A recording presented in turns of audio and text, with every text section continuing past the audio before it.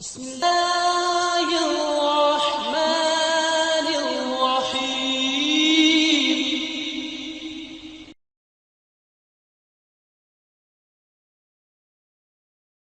الحمد لله وسلام على عباده الذين اصطفى. أعوذ بالله السميع العليم من الشيطان الرجيم من حمده ونفخه ونفسه. رب أعوذ بك من حملات الشياطين وأعوذ بك رب أن يحضرون. اور رب ذوالجلال کے ساتھ موسیٰ علیہ السلام کی تاج نبوت پہنائے جانے کے وقت جو گفتگو ہوئی، اللہ کے فضل و کرم سے ہم اسے کتنے دنوں سے سمجھنے سمجھانے کی عاجزانہ کوشش کر رہے ہیں۔ کل کے سبق میں یہ بات اللہ کی توفیق سے ہو رہی تھی کہ سیدنا موسیٰ علیہ السلام نے اپنے بھائی کو اپنے ساتھ شریک کروانے کی جو فرمائش رب العالمین کے حضور پیش کی، اس کا سبب اس کی غرض و غایت بیان کرتے ہوئے ایک بات یہ عرض کی تاکہ ہم آپ کا بہت زیادہ ذکر کر سکیں۔ تو کل کے سبق میں یہ بات جاری تھی کہ رب العالمین نے ذکر کو انسانوں پر فرض قرار دیا، اور یہ ایسا فرض ہے کہ اس کی کوئی حد نہیں۔ بہت زیادہ ذکر کرنے کے حوالے سے بات کو سمجھنے کی خاطر اللہ مالک کی توفیق سے قرآن کریم کے 4 مقامات سے آیات پڑھتے سنتے سمجھتے سمجھاتے ہیں، شاید اللہ تعالی مجھ ناکارے اور آپ کے دل و دماغ میں ذکر کی شان و عظمت کو راسخ کر دیں اور ہماری زبانیں اپنے ذکر سے موت کے آنے تک تر فرما دیں۔ میرے ساتھ دیکھیے پہلی آیت، پہلا مقام سورہ آل عمران آیت شریفہ غالباً 190۔ ان فی خلق السماوات والارض واختلاف اللیل والنہار لآیات لأولی الالباب۔ یقیناً آسمانوں اور زمین کی تخلیق میں اور رات اور دن کے آگے پیچھے آنے میں لآیات یقیناً نشانیاں ہیں، کن کے لیے؟ لأولی الالباب، عقل والوں کے لیے۔ یا اللہ میرا آپ کا سینہ کھول دے، دل چاہتا ہے کہ ہم بھی عقل والوں میں شامل ہو جائیں۔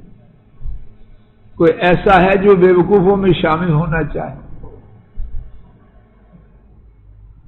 اور ان عقل والوں کو، اور ان عقل والوں میں جو عرش والے رب کے ہاں عقل والے ہیں۔ زمین والوں کا عقل کا معیار اس کی کوئی گارنٹی نہیں۔ رب العالمین نے عقل والوں کا جو معیار بیان فرمایا ہے، اس کی حقانیت، قطعیت، صداقت اور سچائی میں کوئی شک نہیں۔ تو عقل والے کون ہیں؟ ادراہ نوازش اپنی نگاہوں کو قرآن کریم کی آیت کریمہ پر جما دیجیے، شاید نگاہوں سے ہوتی ہوئی بات میرے اور آپ کے دل میں اللہ پہنچا دے. الذین یذکرون اللہ، وہ لوگ جو اللہ کا ذکر کرتے ہیں قیاما، کھڑے ہونے کی حالت. یا اللہ ہمیں بھی ایسا کر. وقعودا، اور بیٹھے ہونے کی حالت میں. وعلی جنوبہم، اور اپنے پہلوؤں پر لیٹتے ہیں تب بھی زبان اللہ کی یاد سے تر ہے. وَيَتَفَكَّرُونَ فِي خَلْقِ السَّمَاوَاتِ وَالْأَرْضِ، اور آسمانوں اور زمین کی تخلیق میں غور و فکر کرتے ہیں. آیت شریفہ کے آخر تک. ہمارے سبق کے متعلق جو بات ہے وہ کیا ہے؟ عقل والے کون ہیں؟ جواب دیجئے، جو اللہ کا ذکر کرتے ہیں. کب؟ جب کھڑے ہوتے ہیں، جب بیٹھے ہوتے ہیں، اور جب پہلوؤں پر لیٹے ہوتے ہیں. اب یہ صورت ہوگی تو ذکر کثیر ہوگا یا تھوڑا ہوگا یا سرے سے نہ ہوگا؟ کون سا ذکر ہوگا؟ یا اللہ ہمیں بھی نصیب.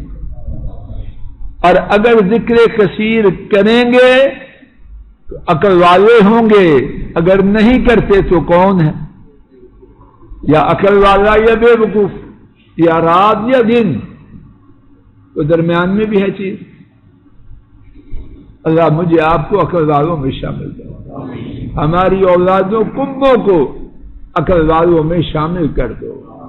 دشمنوں نے یہ چینل وینل جو داخل کیے ہیں ہمارے گھروں میں سوچ سمجھ کے کیے. ان کے ساتھ ذکر کا نام و نشان رہ گیا ہے، اور رہتی جو باقی ماندہ کسر تھی وہ اس نے پوری کر دی. نہ درس دینے والا بچا ہے، نہ سننے والے بچے. اور بعض ساتھی تو نماز میں بھی نکال لیتے. آگ لگی ہے، ایسا نہ ہو کہ نماز پڑھتے پڑھتے سارا شہر جل جائے اور یہ فائر بریگیڈ کا سپروائزر آ گیا مسجد میں غلطی سے. ہوش حواس ہمارے ٹھیک نہیں ہے. چاہے ڈاکٹر بن جائے، کچھ بن جائے، عقل والا وہ ہے جو اللہ کا ذکر کھڑے ہونے کی حالت میں، بیٹھنے کی حالت میں، اور کروٹ پر لیٹے ہونے کی حالت میں کرتا ہے. میرے ساتھ دوسرا مقام دیکھیے، سورہ النساء آیت کریمہ 103. فَإِذَا قَضَيْتُمُ الصَّلَاةَ، پس جب تم نماز ادا کر چکو تو کیا کرنا ہے؟ جی خبر نامہ بڑا ضروری ہے. صبح اس نے سینٹ میں جا کے تقریر کرنی ہے. امریکی وزیر خارجہ سے اس نے مذاکرات کرنے ہیں. بڑا ضروری ہے اس کے لیے خبر نامہ. فَإِذَا قَضَيْتُمُ الصَّلَاةَ، جب تم نماز پڑھ چکو. نماز ذکر ہے یا کیا ہے؟ ذکر کے بعد بھی پھر کیا ہے؟ فَاذْكُرُوا اللَّهَ قِيَامًا وَقُعُودًا وَعَلَىٰ جُنُوبِكُمْ. تو تم اللہ کا ذکر کرو کھڑے ہونے کی حالت میں، بیٹھنے کی حالت میں، اور اپنے پہلوؤں پر. نماز میں ذکر وہ ہے اور کسی بات کی اجازت نہیں. نماز کے بعد بھی ذکر ہے، لیکن اس ذکر میں اجازت ہے کاروبار کرنا ہے، ماں باپ سے بات کرنی ہے، بیوی بچوں سے کرنی ہے، دنیا کے کام کرنے کرو، لیکن جو خلا بچے اس کو پر کرنا ہے کس سے؟ یا اللہ ہمیں بھی یہ چیز نصیب کر. تیسرا مقام دیکھیے، 28واں پارہ سورہ الجمعہ آیت شریفہ 10. ماشاءاللہ. فَإِذَا قُضِيَتِ الصَّلَاةُ، پس جب نماز ہو جائے، کون سی نماز؟ نماز جمعہ، فانتشروا فی الارض، تو زمین میں پھیل جاؤ، وابتغوا من فضل اللہ، اور اللہ تعالی کے فضل سے تلاش کرو۔ ہمارا دین بیکار رہنے کا نہیں، سستی کاہلی ہمارا دین اس کا نہیں، ہمارا دین محنت کا ہے، جد و جہد کا ہے، دین کے لیے بھی اور دنیا کے لیے بھی۔ وابتغوا من فضل اللہ، اور اللہ کا فضل تلاش کرو، اور ساتھ کیا کرنا ہے؟ واذکروا اللہ کثیرا لعلکم تفلحون۔ اب جو وقت ملا ہے کاروبار کے درمیان، اس کو پر کیسے کرنا ہے؟ کچھ چینل کھول لینا ہے، کوئی نیٹ کا پروگرام کھول لینا ہے، واذکروا اللہ کثیرا۔ اس خالی وقت کو پر کرنا ہے کس سے اور کیسے؟ کثیرا۔ اور جب یہ کرو گے فائدہ کیا ہوگا؟ لعلکم تفلحون، شاید کہ تم فلاح پا جاؤ۔ کہاں فلاح پا جاؤ؟ دنیا میں بھی اور آخرت میں بھی۔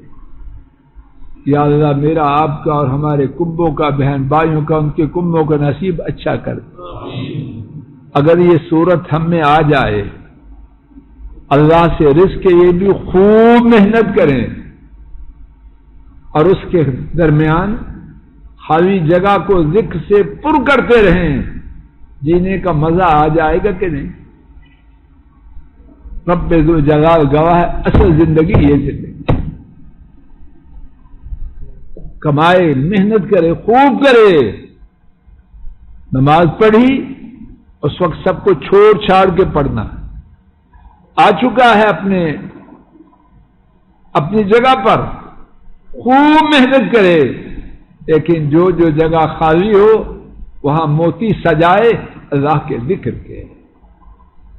چوتھا مقام سورہ البقرہ آیت کریمہ 200، فَإِذَا قَضَيْتُم مَّنَاسِكَكُمْ، جب تم اپنی حج کی عبادات کو کر چکو، رک جائیے۔ حج میں اللہ کا ذکر ہے یا کیا ہے؟ ذکر ہی ذکر ہے، قدم قدم پہ ذکر ہے۔ لیکن جب حج سے فارغ ہو گئے، عرفات سے واپس آ گئے، حج کی عبادات کو ادا کر چکے، اب کیا ہے؟ فاذکروا اللہ کذکرکم آباءکم او اشد ذکرا۔ عربوں میں دستور تھا کہ اپنے آباء و اجداد کے کارناموں پر بڑا فخر کرتے۔ اس مقصد کے لیے ان کے پاس شعراء اور خطباء تھے۔ ایک قبیلے کا شاعر دوسرے قبیلے کے شاعر کے مقابلے میں اپنے قبیلوں کے بڑوں پر فخر کرتا۔ ایک قبیلے کا خطیب دوسرے قبیلے کے خطیب کے مقابلے میں اپنے بڑوں کا تذکرہ فخر سے کرتا۔ عربوں میں یہ طریقہ تھا۔ اب حج سے فارغ ہونے کے بعد اللہ پاک نے ایمان والوں کو کس بات کی تلقین فرمائی؟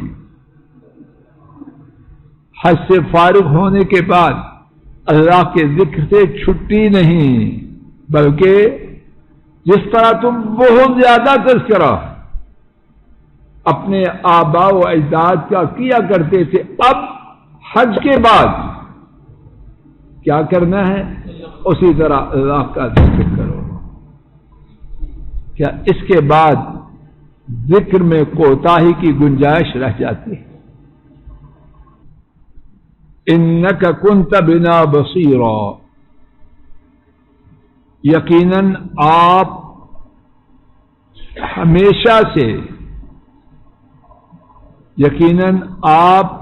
ہمیشہ سے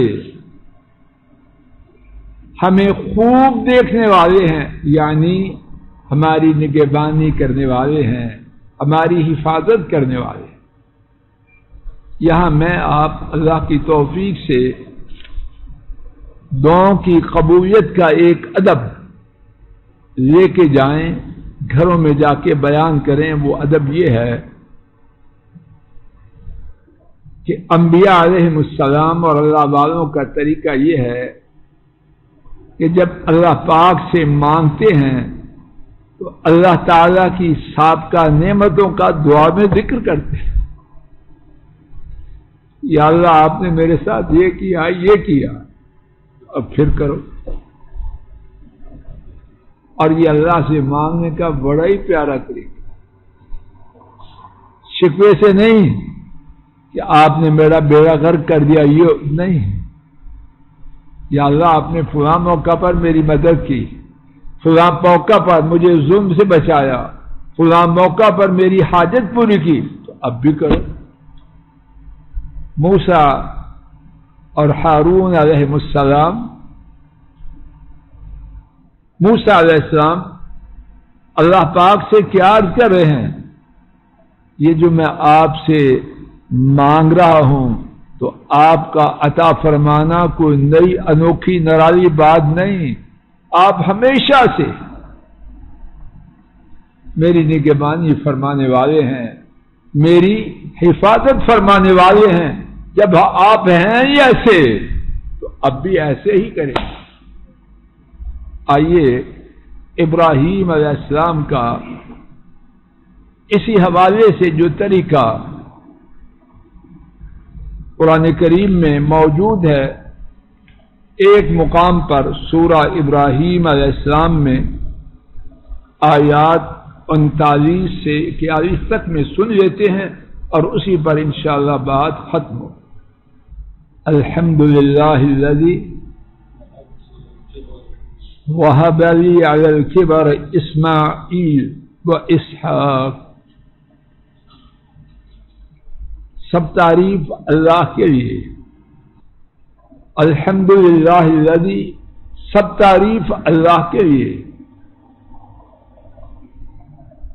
جنہوں نے بڑھاپے کے باوجود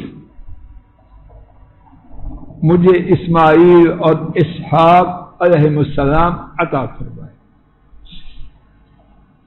اور پھر ان ربی لسمیع الدعاء، یہ جو میرے رب نے کیا، اس میں یہ تفسیر میں ہے، ترجمہ نہیں اب کر رہا، یہ جو میرے رب نے کیا اس میں انوکھی نرالی اور چمبی بات نہیں، بے شک میرے رب یقیناً فریاد کو بہت زیادہ سننے والے۔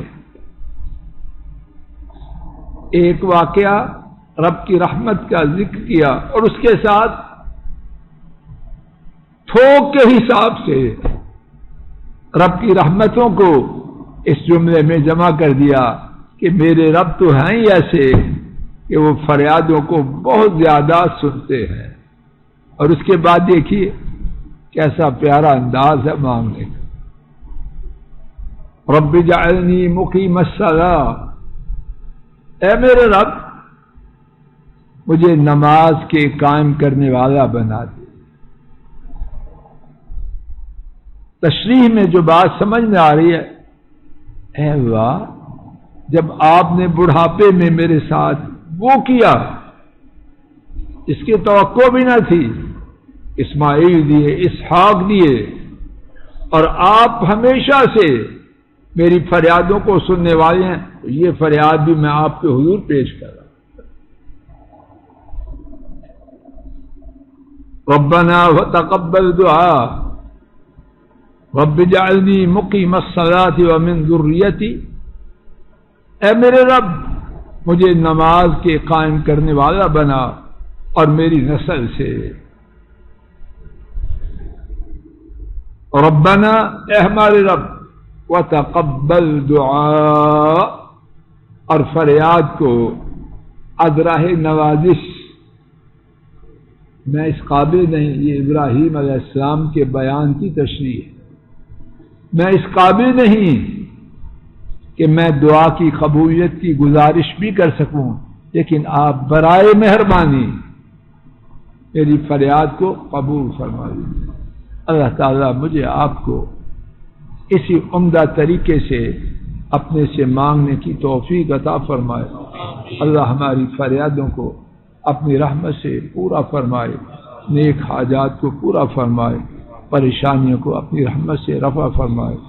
وصلی اللہ تعالی علی خیر خلقہ وعلی آلہ واصحابہ۔ السلام علیکم ورحمۃ اللہ۔ یہ ڈاکٹر فضل الہی صاحب کا آفیشیل یوٹیوب چینل ہے، اس کو لائک، سبسکرائب اور شیئر کریں اور بیل آئیکن پریس کریں تاکہ نئے آنے والی ویڈیوز کا نوٹیفیکیشن آپ کو موصول ہو سکے۔ جزاکم اللہ خیر۔